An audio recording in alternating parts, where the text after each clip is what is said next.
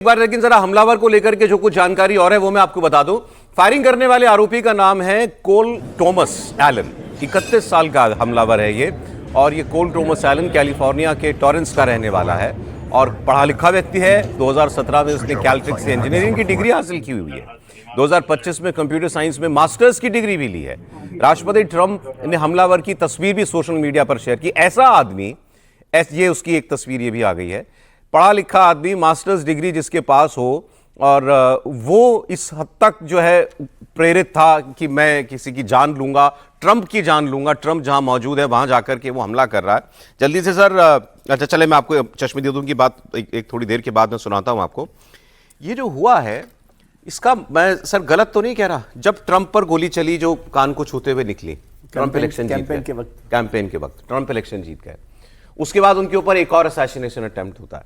America में तमाम विश्लेषकों ने और पर्सनल बिहेवियर को स्टडी करने वाले लोगों ने लिखा कि ऐसी घटनाओं का हर व्यक्ति के ऊपर बड़ा गहरा प्रभाव पड़ता है, और वो जो फैसले लेता है, अगर वैसे पद पे बैठा हो जो अमेरिका का राष्ट्रपति का पद है, तो ऐसी घटनाएं उसके फैसलों को भी प्रभावित करती हैं। और एक बार तीसरी बार फिर और वो घटना हुई। मैं तो चौथी जोड़ता हूं आप इसमें। आपको याद होगा अभी कुछ हफ्ते पहले की खबर है ना, और ट्रंप ने ही बताया था कि कैसे ईरान ने एक पाकिस्तानी आदमी को कुछ पैसे देकर के उसको ट्रंप के ऊपर हमला करने की पूरी वो पकड़ा गया, लेकिन पूरी योजना जो है उसकी तैयार कर ली गई थी। अब उस आदमी को क्या लग रहा है कि सारी दुनिया मुझे मारने के लिए, सारी दुनिया मुझे मारना चाहती है, मेरे देश के लोग भी मुझे मारना चाहते हैं, ईरान भी मुझे मारना चाहता है, इसमें तो मेरा पाकिस्तान फेवरेट फील्ड मार्शल का देश भी शामिल है। मैं वो बात कर रहा हूं सर।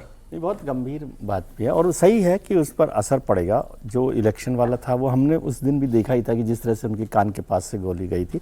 और इस घटना में भले ही वो बॉलरूम के बाहर है, लेकिन ये बहुत महत्वपूर्ण घटना है सर। एक तो कॉरेस्पोंडेंट्स का डिनर, जो व्हाइट हाउस कॉरेस्पोंडेंट्स का डिनर है, व्हाइट हाउस प्रेसिडेंट खुद वहाँ पर मौजूद है, 2500 लोग मौजूद हैं, सीक्रेट सर्विस के, मतलब सीक्रेट सर्विस तो हमेशा ही उनके साथ रहता है, लेकिन इस तरह के आयोजन में तो और ज़्यादा सुरक्षा इंतजाम देखे जाते हैं, वहाँ पर किया जा रहा है। वैसे ट्रंप साहब को मुझे नहीं पता है, क्योंकि जितने दिनों में हमने देखा है उसमें इन सब घटनाओं का असर पड़ता है या बिना घटना के भी वो वैसे ही रहते हैं।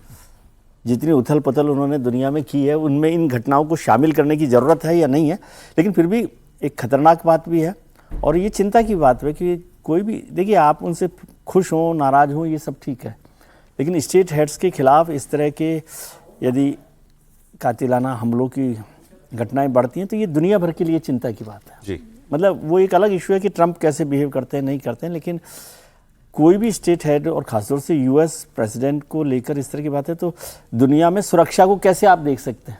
एक तो कोई भी सुरक्षित नहीं है, और फिर क्या वो और ज़्यादा गुस्सा में हो जाएंगे ट्रंप साहब? वही मुझे तो लगता है, मतलब वो और गुस्सा में आ जाएंगे कि मैं इन सबको ठीक कर दूंगा, वो अलग बात है। लेकिन मैं व्यक्तिगत उस पर निजी तौर पर भी देख रहा हूँ कि एक स्टेट हेड और सर आपने भारत के प्रधानमंत्री की सुरक्षा देखी बड़ी नजदीक से जी। हाँ, आपने, मुझे नहीं पता, शायद व्हाइट हाउस भी गए हो आप? व्हाइट हाउस गए हूँ, व्हाइट हाउस के अंदर भी गए होंगे आप? व्हाइट हाउस गया हूँ। व्हाइट हाउस के बाहर तक तो मैं भी 2 बार गया हूँ। आप वहां पर सड़क पे पांव नहीं रख सकते, ऐसी सुरक्षा होती है। एक्चुअली व्हाइट हाउस तो पूरा का पूरा जैसे हमारे यहाँ ये रायसीना हिल है उस तरह का ही इलाका पूरा का पूरा है वहाँ पे। और एक राष्ट्रपति हो या उपराष्ट्रपति जब थे तब उस 3 हमले हो जाएं, 3 हमले हो जाएं, बड़ी बात। ये भी मुझे लगता है रिकॉर्ड होगा केवल कि किसी अमेरिकी राष्ट्रपति पर इतनी बार जानलेवा हमले हुए। 3 बार अकेले ट्रंप के ऊपर हमले हो गए।